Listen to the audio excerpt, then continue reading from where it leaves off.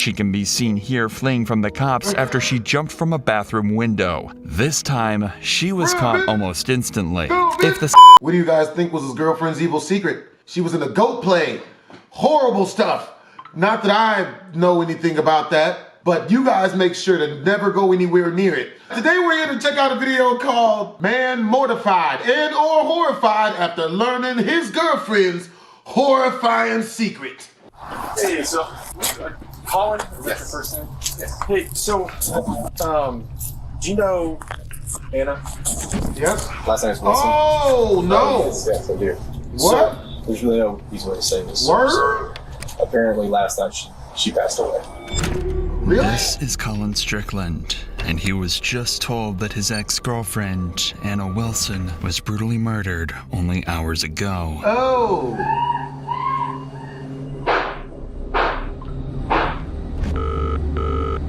Austin 911, what's your emergency? My friend is staying with me, and I just walked in, and she's laying on the bathroom floor, and there's blood everywhere. Austin, please!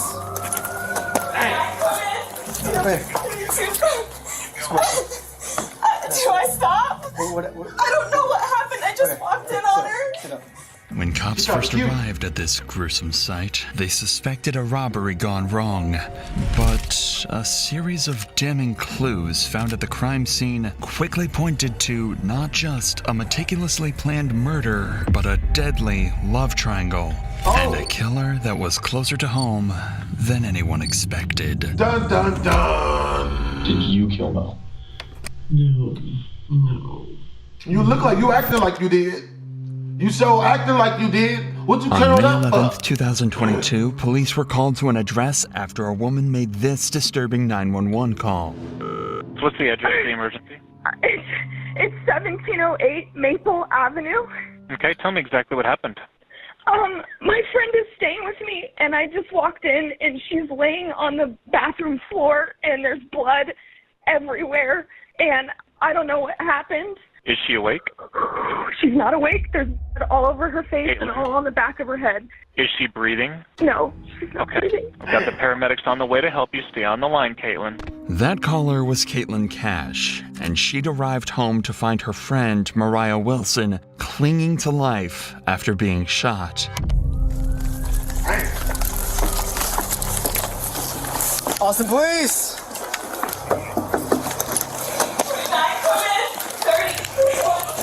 Wait. Do I stop? What? I don't know what happened. I just walked in on her. Sit up. Okay. 1 second. Let her get up. Yeah, over here. Okay, I'll let you go so you can talk to them, okay?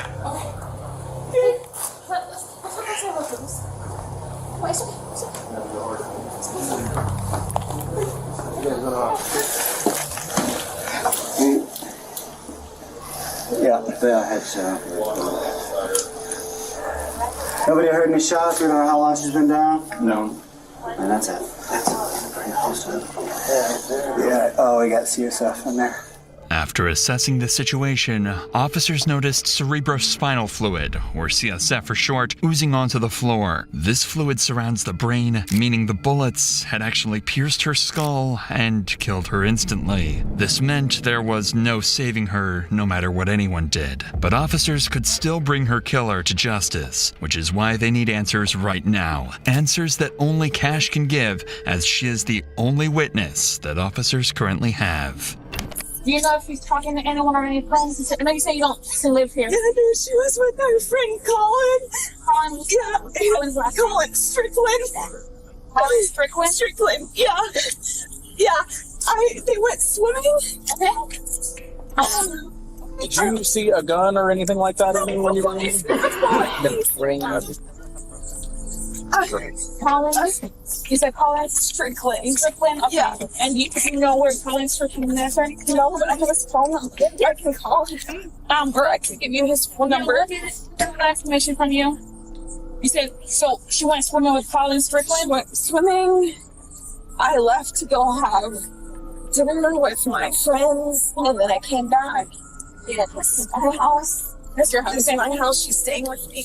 Right now, police are a bit disoriented as to what exactly went down just hours earlier, but they would soon run into some evidence that would change everything. Worth noting is that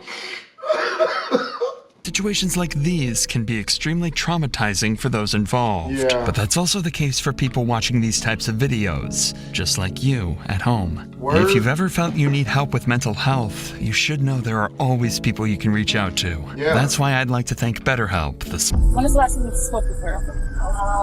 When I left here at 5:30. Are you guys friends? You and him are friends, or I mean, like acquaintances. well, no? What car he drives? Forward He's a focus. cyclist. A cyclist? Yeah. Does he live in He this drives the area? bicycle. He lives in South Austin.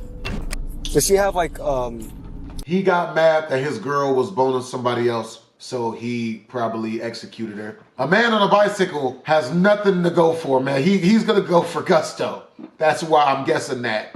He's already on the bike. He had nothing to lose. Except the life in prison he's gonna get for this. a license or wallet up there at all? You know? I mean, she should. She- okay. Yeah. She said she's from San Francisco, Well, she's from Vermont, but she's living in San Francisco. so she came to visit you.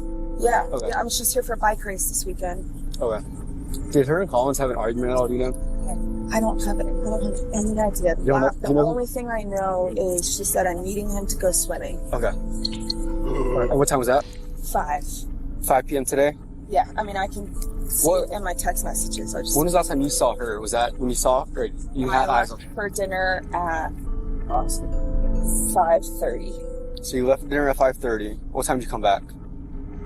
Right 2 minutes before I called 911. Okay, so According to Cash, Mariah had been with Colin, her ex-boyfriend, all day and was home only a few minutes before she was found dead. This made Colin a major person of interest that the cops would interview later on. But for now, there are more pressing matters. If you're dating a guy who has a car, never hang out with an ex-boyfriend who is driving a bike. Like, you know what I mean? Don't hang out with him if he lives at a bus stop. You know what I'm saying? I'm just saying, you know?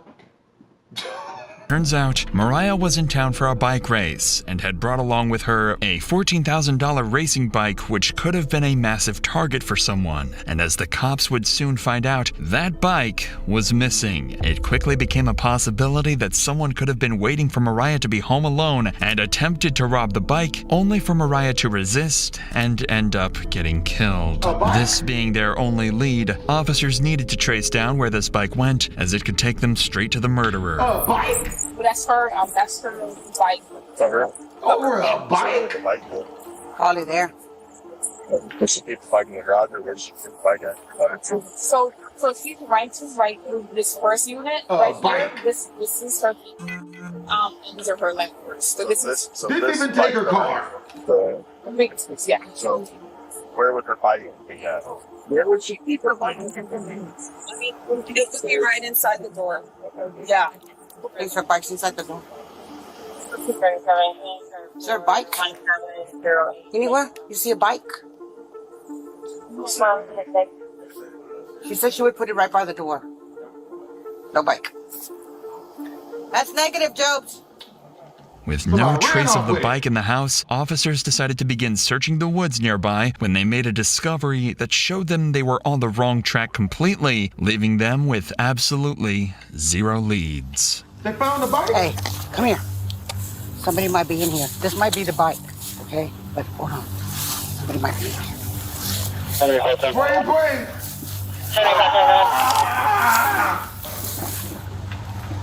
You gotta clear out the bushes. All right, over there.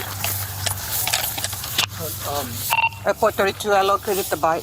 Since the bike was dumped nearby, officers suspected that this was placed as a red herring for them to chase. Officers are being tricked, and if the killer is smart enough to trick officers, they're also smart enough to begin covering up their tracks. This is why the officers swiftly moved to gather evidence from the scene, the most important of which are the shell casings from the bullets used.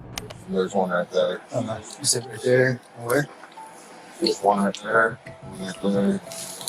Okay.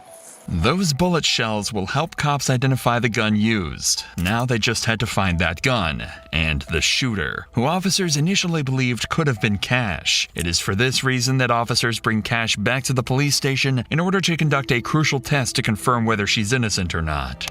So, let me tell you this up front. By no means in the world do I think that you did any of this. Okay? But so what they're gonna do, we're just gonna have them swab your hands for gunshot residue.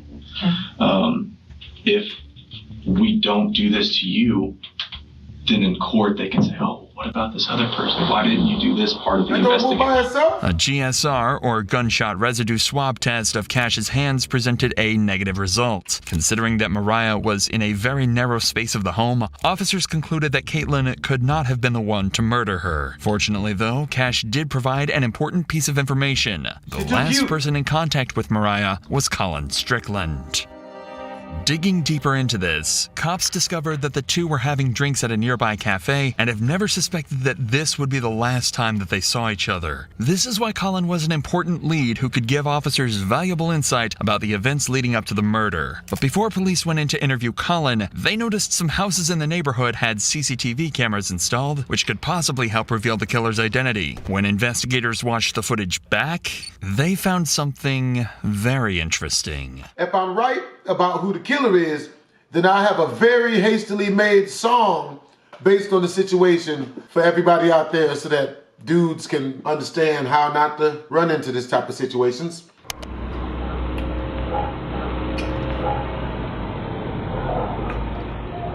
CCTV footage revealed this black Jeep driving directly towards Cash's home where Mariah was staying that night. The moment it arrived, Ring cameras caught this gut-wrenching audio.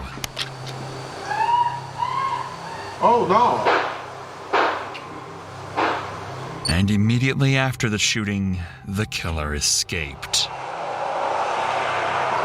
Although this was a massive breakthrough, there was one glaring issue. Officers had no way of identifying the driver. After all, the cameras were too grainy and the vehicle was too far away for officers to get a shot of the driver or run the plates. However, only a few days later, they come across something incredibly interesting when going to question Colin Strickland, Mariah's ex-boyfriend. Hey, how's it going? This is the same black Jeep that officers saw on cameras parked right outside Colin's home. Hey, so Colin? Yes. The first name? Yes. Hey, so do you know Anna? Mo. Hey, no, Mo. Yeah. Everybody calls her Mo. Last name is Wilson. Rider, she's a gravel rider. He did it. He did it. It's him. We got him. Yes, I do. Okay, so we got him. Got a little bit of time that he was just coming up with his alibi. We got him. He's going to save us. So apparently last night she passed away.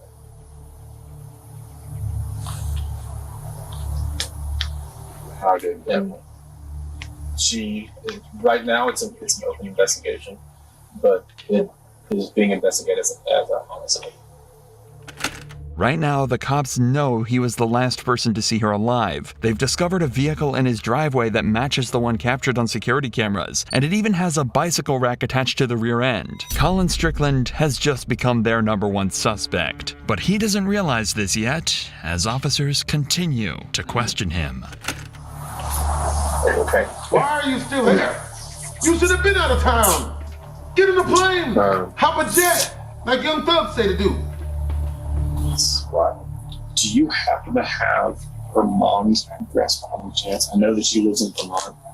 I have an address for her brother, but we're just trying to send someone to her mom's address instead of us actually calling her over the phone.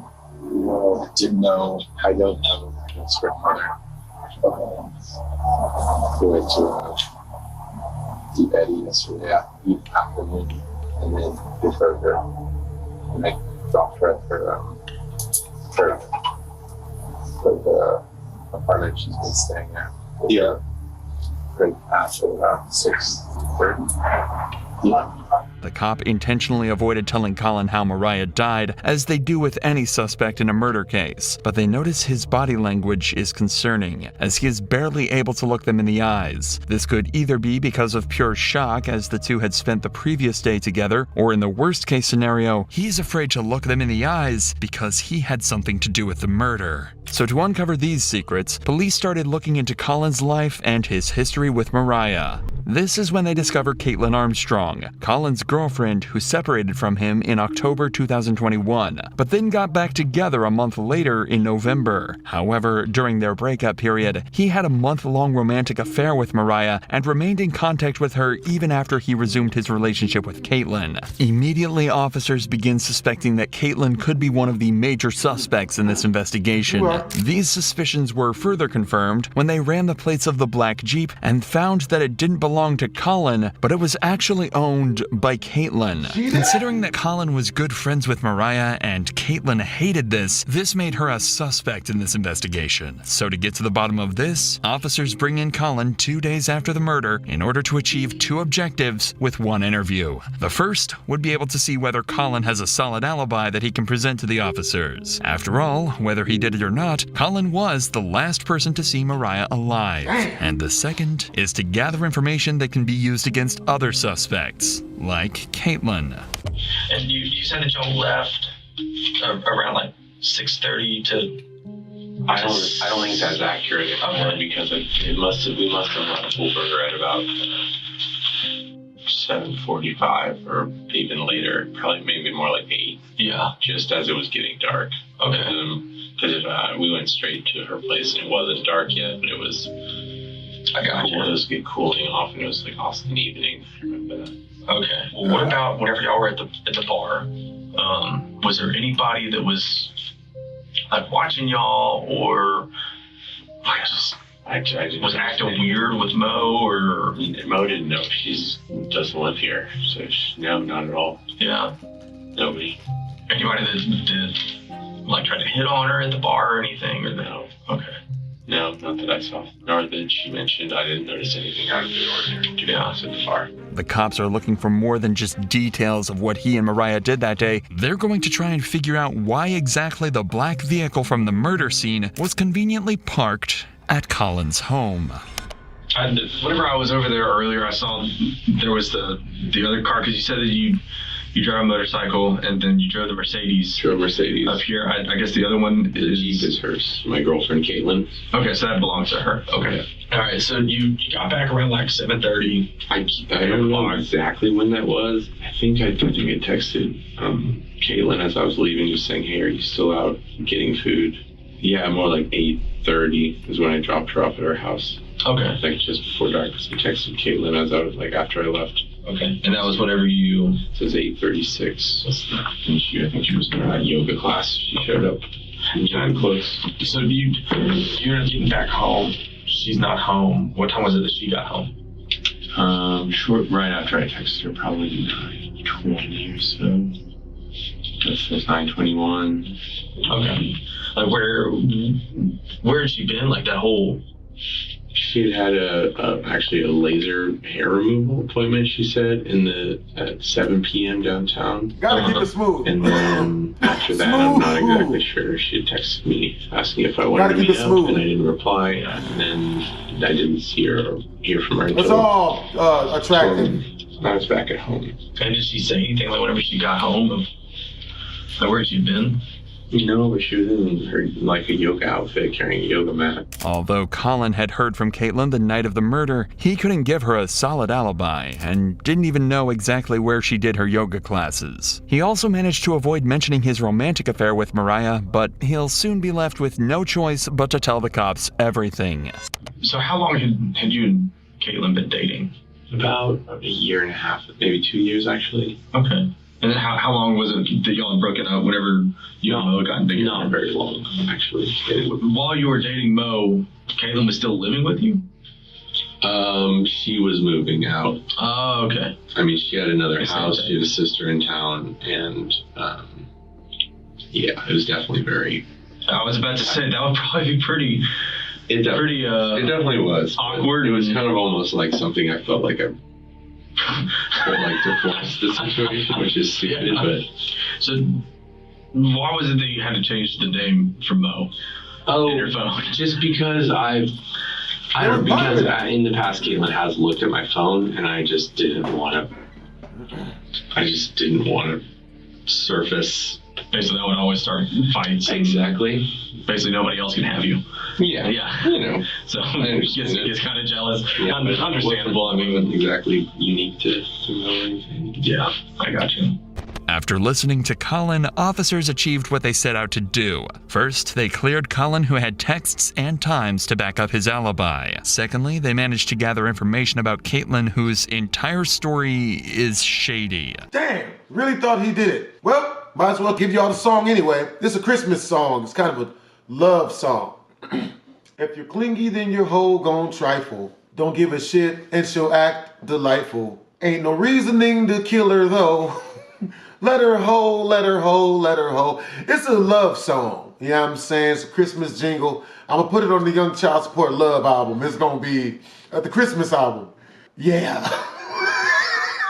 That means that out of the 3 suspects that officers have, Colin, Cash, and Caitlyn, only Caitlyn's movements are entirely unaccounted for. This is why cops were now more suspicious of her than ever, but had no irrefutable evidence to arrest Caitlyn. At least, not until the cops searched the police database and hit the jackpot. Caitlyn Armstrong had a warrant on her head for a minor infraction. It was all they needed to bring her in and then use it as an excuse to question her about Mariah. All right, so I'm Detective Connor, and so my partner is actually talking to Colin right now. So I wanted to come in here and start chatting with you and everything, so you don't have to wait super long. So it sounds like you may have some information, may have witnessed something, so I just wanted to chat with you about some stuff. But you're here for a warrant right now, I guess. Are you familiar with what you have going on with that? No idea. Okay, so I guess it was like a theft of service warrant, something kind of minor. Nothing. Okay.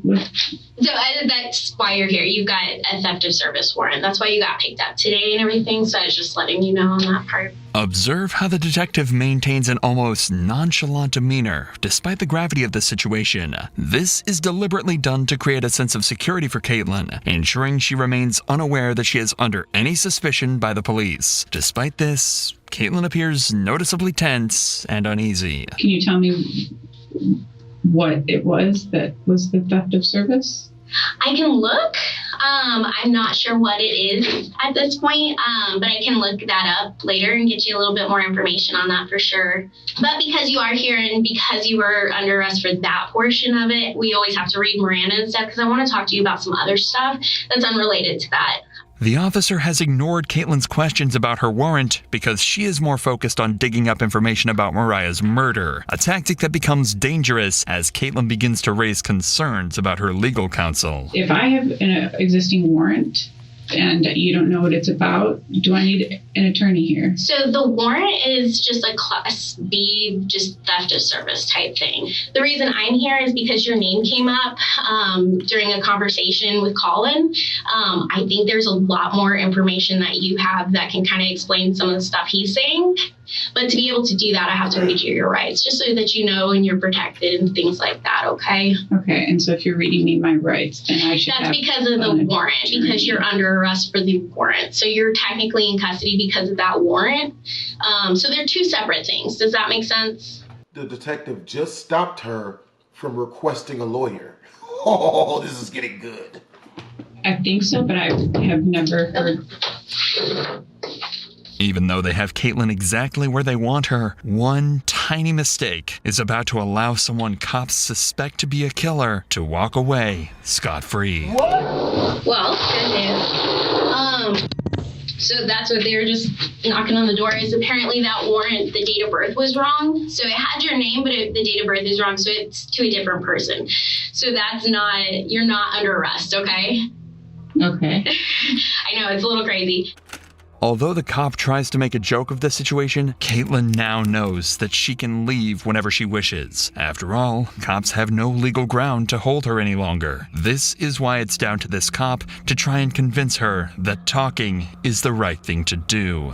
But I would really like to talk to you and clear some stuff up because Colin did bring your name up, and I think there's a lot more information that you have that can kind of clear some stuff up.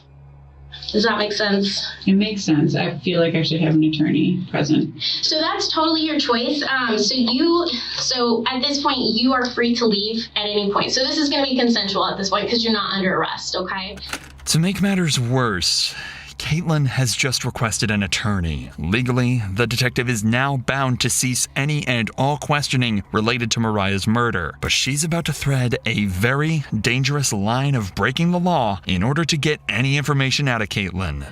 I would love to leave. You would love to leave? He just arrested me in front of my house, in front of all of my neighbors, and carried me in here in handcuffs in front of downtown Austin. It was incredibly I can only imagine, yeah. And I'm so sorry. I don't have control over that part, okay? Yeah, I'm not upset with you. So there's a situation that's going on. Did you hear about what's happened over the past 24 hours? Colin walked in the house and said one of the women in the cycling community passed away. Yes, yeah. While Colin was talking to us, your name came up. And so that's where I would really like to talk to you because it sounds like there were some issues between you and this girl, and I think that there's probably a lot more to it that you could help explain. Okay, I'm not sure exactly what you mean or what information you'd like. So it sounds like maybe he went out with this girl the other day, and maybe it sounds like from what he's saying that you were a little upset about it. And so that's why I kind of wanted to get your side of it because that's not fair if he's just saying one thing and trying to go down a route, and I want to make sure that's not the case. That is not accurate. Yeah, and that's why I wanted to chat with you because it's a guy. He's going to say stuff, and so we want to make sure that we get both sides. She just hooked her. Yeah, that whole camaraderie, it's a guy. They're going to say anything. Dudes, oh, it's a chick, man. They say anything. The story and everything and clear it up. So what were you doing yesterday? I would like to leave, I think. You'd like to leave? Yeah. Okay. But understand if you do, then we only have one side of the story to go on. Mm-hmm. And from what we're hearing from Colin, it's one side and Well, I just am uncertain as to even what you mean or what he could have said because I didn't have any idea that he saw or went out with this girl. Okay, yeah. Recently. Has he been talking to her on the side? Leave. I don't actually know. And I would like to leave. Okay. At this point, getting Caitlyn to talk willingly seems like a lost cause. She knows she can walk out of the station and nobody can stop her. So the detective decides to drop their bombshell evidence in the hope she might crack. And your vehicle was seen next to her house. And we needed to talk about that, okay? Because when he's saying this stuff and then your vehicle is seen, I want to be able to explain, okay, there's a logical explanation for this. Maybe you were upset and you were just in the area or something. I don't know because I don't have your story. When I can't explain that and all I see is that your vehicle's over there, that kind of makes it look not too good, right? Okay. And then when we're talking to Colin and we're hearing yeah, there was some jealousy stuff going on, that doesn't sound very good. And so that's why I really want to get your side of the story because maybe there's a lot more going on. I would like to leave if I am free to leave. Okay. Unfortunately, there was nothing that officers could do to stop Caitlyn from walking out. At this point, they were incredibly suspicious of her as her behavior throughout the interrogation meant that she was hiding something. But if officers couldn't find out what this was from Caitlyn, they'd do it from the one person who knew her best, Colin Strickland, who was called in a second time for an interview in hopes of uncovering more information about Caitlyn. However, there is one problem. This time, Colin brought his lawyer with him, and questioning him is about to become exponentially harder. How was Caitlyn during that time? I guess my understanding she wasn't too happy whenever she saw Mo. Caitlyn we were after Mo was in Austin for a week, and Mo and I had broken up with Caitlyn before Mo came to town. And then I actually did not know that she was coming to Austin in October. I had no idea. We hadn't discussed that, and I don't think so, because it felt like a surprise. And then she was here, and I just said, "Oh, let's hang out." So I was mentally ready to kind of move on. And I know after Mo left town, after a week, Caitlyn's things were still at my house. We were sleeping in separate rooms, and effectively, Caitlyn was on Bumble. I know she had made several dates with people. I don't know. I never asked what extent they were evolving a relationship, but I know that she had several men that she was dating of sorts, and I was fine with it. I mean, that was kind of the understanding, of course. So, it just seems very weird to me that there would be any dwelling on fixating on a person when she was moving on to other relationships, at that time. From what Collins says, the two clearly had a troubled relationship, especially considering the facts that both Colin and Caitlyn rebounded while on break. This is why officers need to dig deeper into what Caitlyn acted like both during and after this time to determine if she showed obsessive traits in her personality. It's just kind of going back to, me just trying to figure out, just kind of how she is, her personality and stuff. I mean, if you were to ask me about, hey, how was your wife? Well, yeah, I'm going to tell you, yeah, she's always happy. But does she get mad? Yes, everybody gets mad. That's natural. I'm not going to blow that out of proportion. Do I think that my wife could go and kill somebody? No. There's no way in the world. Do I think my wife would hit somebody? No. Now, if you ask me that about my 6-year-old son, yeah. It wouldn't surprise me if he wouldn't punch somebody at all. I think Caitlyn would hit somebody. No, I honestly don't, because it would be too. I don't know. Do I think Caitlyn could kill somebody? No, I don't. If Caitlyn had been planning to murder Mariah, Colin was about to make it clear he suspected nothing all along. I said, I think y'all need to stop talking to each other. You need to separate yourselves from each other while the fact finding is going on. I just don't think it would be helpful. Of course. And so I don't think there's been there's definitely not been any being together. Since she left and I left Friday midday, eventually to get a new SIM card for my phone, which I assumed was okay. Yeah. Had the same number. You're allowed to have a phone. Yes, right. Yes. And then saw Claire. Since then, I haven't spoken with Caitlyn or seen her. And so the two detectives came by my house yesterday, looked at that, asking if she was there, if I had seen where she was. And my father had contacted her yesterday morning. He had gotten in touch with her. I gave him the number that Caitlyn had given our mutual attorney. Has she ever mentioned in the past of wanting to hurt Mo? No, she's never mentioned wanting to physically hurt. Okay. Do you think that she is capable? If I thought she was physically capable of hurting another human, I would have extricated myself immediately from that situation. Not only not so much for my own personal safety, but my concern for another human. So what's that answer? The answer is no. Okay. I don't believe in any way she's capable of that. Okay. The gun range that she visited with her sister, do you know where that gun range is? I think it was on South I-35. I told them to go to the Reds, which is now something else, which is the one I drove past on my way to school for 12 years at the Waldorf school. But they went to another one because a mutual friend had been there. You bought the guns, right? I bought the guns, yes. When was that? I think early December. Okay. There's a receipt with them. I'm sure you could look at the receipt.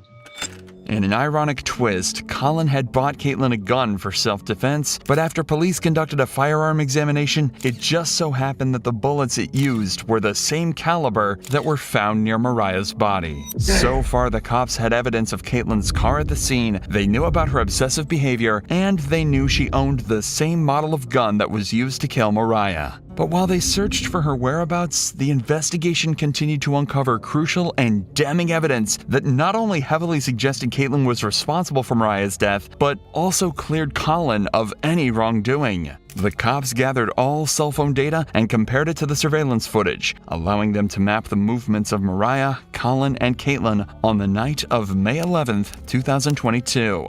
Colin and Mariah were at Pool Burger after their swim and were there around 7 p.m. When they left, they headed to Maple Avenue but didn't realize that Caitlyn was stalking them and was driving in the same direction. Caitlyn thought that turning off her cell phone would cover her tracks, but the surveillance footage caught her, and what it shows is a black Jeep eerily similar to Caitlyn's closing in on the house where Mariah was killed. As Colin dropped Mariah off at the Maple Avenue address, both were completely unaware that Caitlyn was secretly stalking them only yards away. The same black Jeep had driven down the back alley of Maple Avenue and was slowly heading toward Mariah's address. Moments after Colin left, a neighbor's doorbell camera captured audio of Mariah screaming for her life before she was murdered.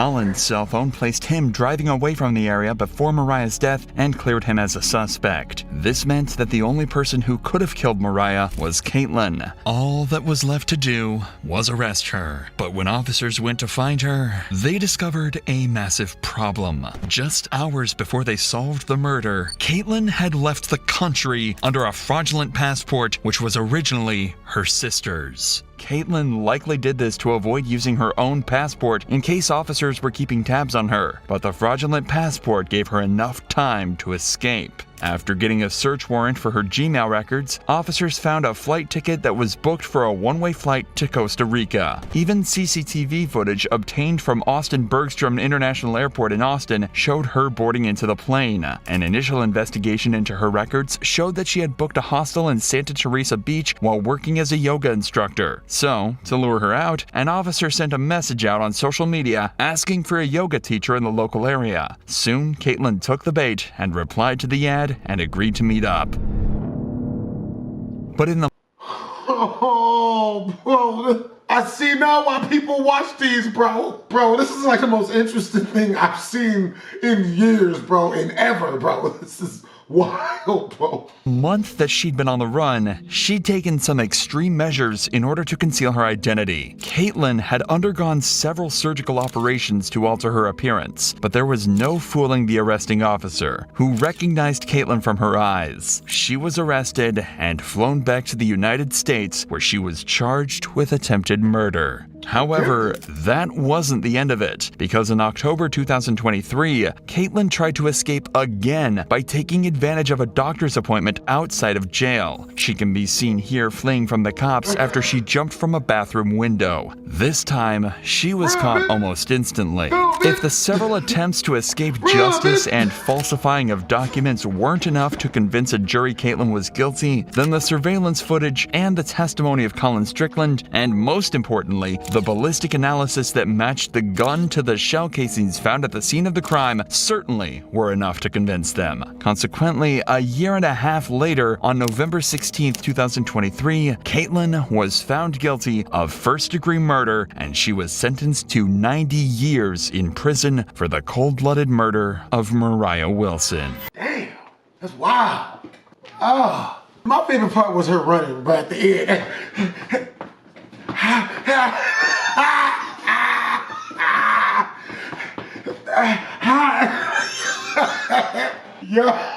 Yo, I hope you guys enjoyed the video. You know what I'm saying? Make sure to comment, like, and or subscribe. Twisms!